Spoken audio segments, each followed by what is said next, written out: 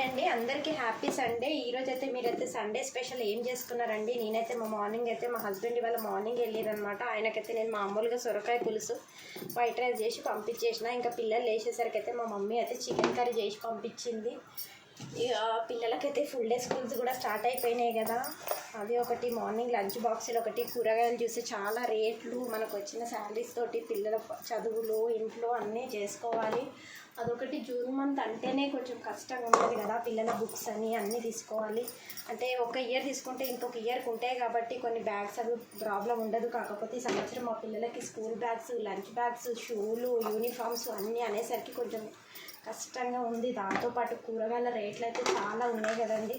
ఇక ఏవి ఉన్నా ఏవి కొనుక్కున్నా ఏది లేకపోయినా నడవదు, మనకి కంపల్సరీ చేసుకోవాలి. సో మా ఇంట్లో అయితే ఇట్లా ఉంటుందండి. మీ ఇంట్లో కూడా ఇట్లాంటి ప్రాబ్లమ్స్ ఏమైనా ఫేస్ చేస్తున్నారా? అట్లనే మీ పిల్లల స్కూల్స్, మీరు సండే స్పెషల్